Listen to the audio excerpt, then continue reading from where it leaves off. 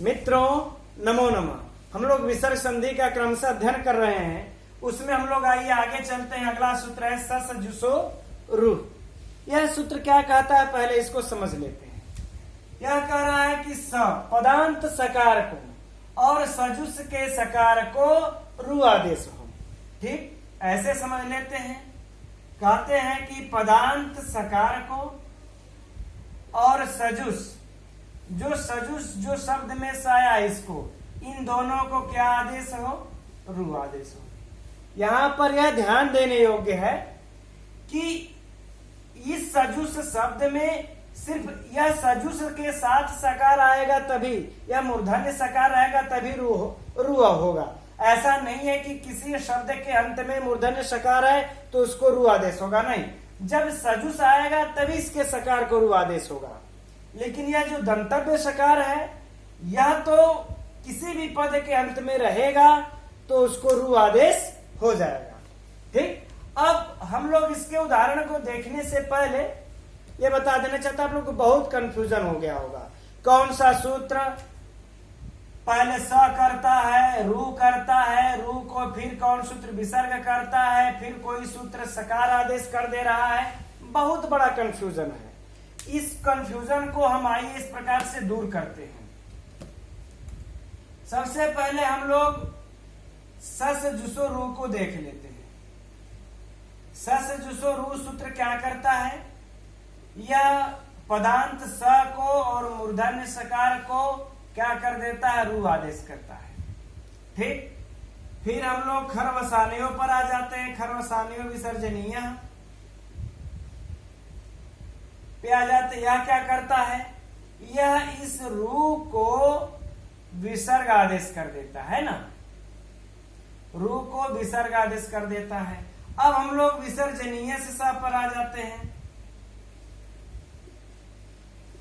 विसर्जनीय से सा पर आ जाते हैं। यह विसर्ग को क्या आदेश कर देता है, फिर से सकार आदेश कर देता है। अब देखिए, स को यहाँ पर रु हुआ, रु को विसर्ग हुआ, विसर्ग को फिर सकार हो गया। तब आप लोगों के दिमाग में अभी बातें आ सकती है, तब इस सकार को पुनः रु हो जाए, फिर रु को विसर्ग हो जाए, फिर विसर्ग को सकार, सकार को रु, चक्र चलता रहेगा। या टूटेगा कैसे?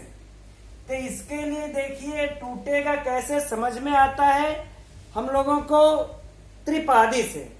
अब त्रिपादी सपादी का जब हम लोग नियम लगा देते हैं तो उसके लिए देख लेते हैं कि पहले यह कहाँ सूत्र पढ़ा गया है।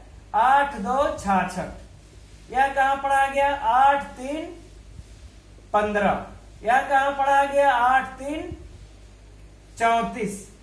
ठीक है, अब देखिए त्रिपादी के तो तीनों हैं, लेकिन त्रिपादी में भी जो सूत्र पूर्व में आते हैं वह और जो सूत्र पर में आते हैं, तो पर वाले सूत्र पूर्व के प्रति असिद्ध होते हैं, अर्थात इसके किए गए कार्य को यह नहीं मानेगा। तो यहां पर हम देखेंगे जो यह सकार, पदांत सकार और मूर्धन्य सकार को रु आदेश किया है, इस रु को यह सब विसर्ग किए हैं, तो यह दोनों सूत्र खरवसाने और विसर्जनीय त्रिपादी में इसके बाद में आते हैं। तो इन दोनों के किए गए कार्य को यह नहीं मानेगा, अर्थात इसको रु ही दिखाई देगा, न विसर्ग नजर आएगा न सकार नजर आएगा। तो जब इसको रु ही दिखाई देगा, रु ही दिखाई देगा, तो फिर इसको सकार विसर्ग करने का मतलब ही नहीं आता। अगर इसको भी ले लेंगे तो यह भी यहाँ पर सकार है, तो इसको अपना रु दिखाई दे रहा है कि जो हम रु किए हैं, इन दोनों के किए गए कार्य को नहीं मानेगा, तो यह चक्र तब नहीं चलेगा, वह टूट जाएगा। अब हमारे विचार से आप लोगों को यह बातें समझ में आ गई होंगी। अब हम लोग इसके उदाहरण को देखते हैं। तो मित्रों, अब तक हम लोग क्या देख रहे थे, अब तक जो पीछे पढ़े हम लोग यही पढ़े हैं कि सकार को क्या आदेश हुआ, रु, रु को क्या आदेश हुआ, विसर्ग। अब विसर्ग के परे खर प्रत्याहार का काफी 4-5 वीडियो हम लोगों ने देख लिया, पढ़ लिया, और उसको आप लोग देख भी लीजिएगा जो लोग नहीं देखे होंगे। अब तक हम लोग विसर्ग के परे खर प्रत्याहार होने पर क्या फर्क पड़ता है उसको देख रहे थे। लेकिन अब क्या देखेंगे हम लोग? देखिए, कहने का भाव यह है कि इस खर प्रत्याहार के जगह पर कोई अन्य वर्ण आ जाए तब क्या होगा? अब इसी का हम लोग अध्ययन करेंगे। जैसे देखिएगा, अब यहाँ पर र के परे खर प्रत्याहार का वर्ण आता है तभी इस र को विसर्ग होता है खर वसानियों से।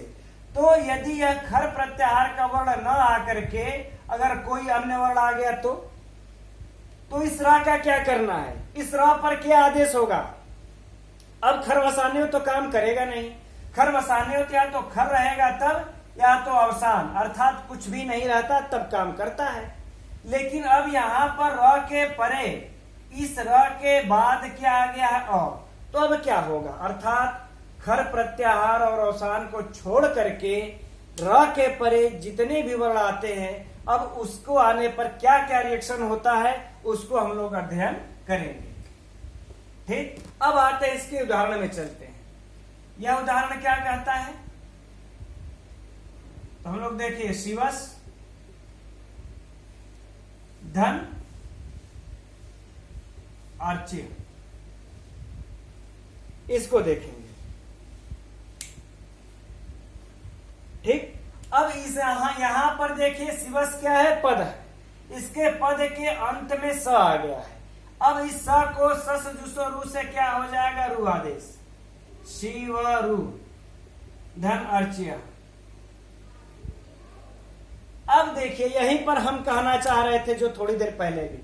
अब यदि यह रू तो आ गया, अब यहाँ पर अ आया है। यदि यहाँ पर कोई खर प्रत्याहार का वर्ण होता या तो कुछ भी नहीं रहता, तो भी जीरो रहता, तो भी क्या हो जाता? इस र को विसर्ग हो जाता, अवसान रहता तब। लेकिन यहाँ पर तो डिफरेंट वर्ण हमको मिल गया, तब यह वर्ण क्या करेगा?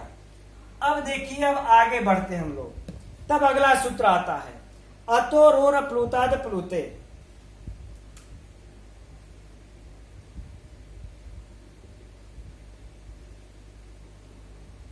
अतो रोर प्लुताद प्लुते। यह सूत्र क्या कहता है? अब आइए हम लोग इसको देख लेते हैं। यह सूत्र कह रहा है कि अपलुत अत से परे रू को उ आदेश हो, अपलुत अत परे हो तब। अर्थ इस तरह समझ लेते हैं, अत रोर प्लुताद अप्लुते।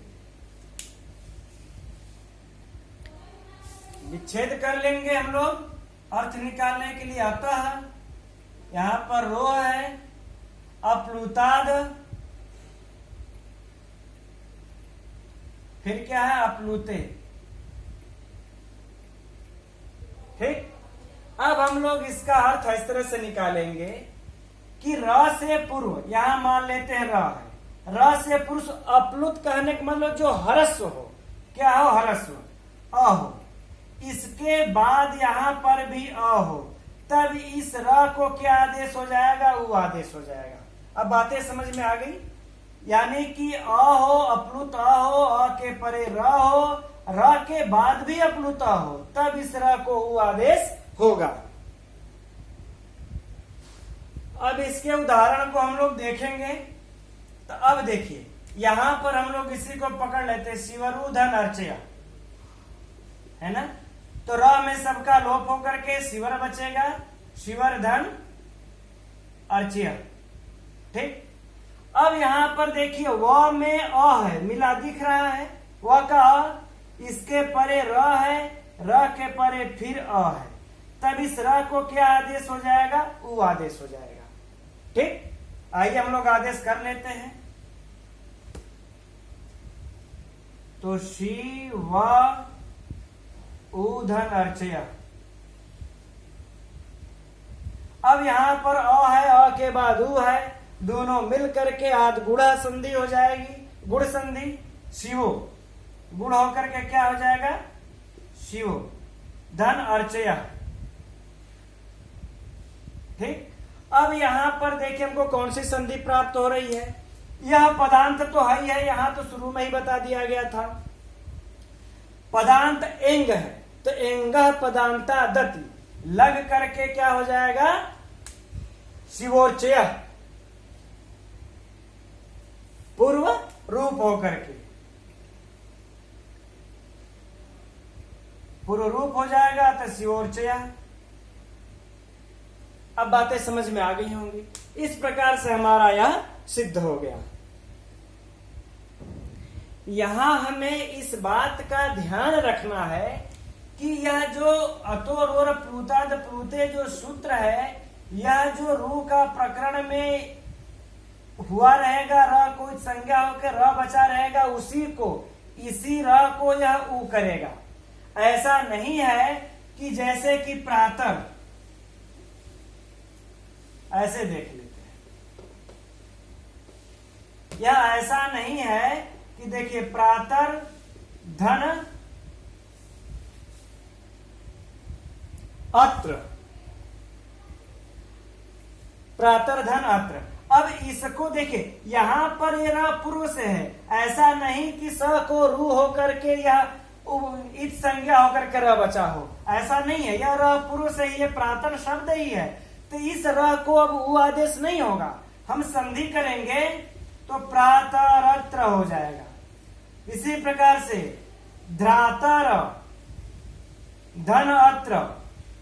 अब यहां पर भी देखिए, यह र जो है इस रू प्रकरण में का नहीं है, जो सो रू से रू हुआ, यह इसी में का है, इस शब्द का ही रू है। तो इसलिए इस र को ऊ न होकर के सीधे सीधे क्या बन जाएगा, ध्रातरत्र। अब बातें समझ में आ गई। तो यहाँ इस बात का हमें ध्यान रखना है कि अतोर प्लूताद प्लूते, जो इस रू को सस जो रू से जो रू हुआ हो उसी को ऊ आदेश करेगा। ऐसा नहीं कि जो शब्द में हो उसको भी ऊ आदेश कर दे। इसी प्रकार से इसमें के कुछ अन्य उदाहरण भी मिलते हैं जो कि परीक्षा में पूछे जाते हैं, उसको हम पहले लिख लेते हैं फिर बताते हैं। ये अन्य उदाहरण है कुछ, बालोत्र, सोपी, पुरुषोधुना, मानसोद्य, शुद्धोहम, हस्तोयम, रामोस्मि, सोपवाद, मौनुस्वार। इन सबके सब में अतोरोर प्लूताद प्लूते लगा है। ठीक, तो यह सभी परीक्षा की दृष्टि से मित्रों महत्वपूर्ण है। इसको भी हम लोग याद कर लेंगे, देख लेंगे। अब आगे की वीडियो में अगला सूत्र पढ़ेंगे हम लोग हसिच। तब तक के लिए नमो नमः।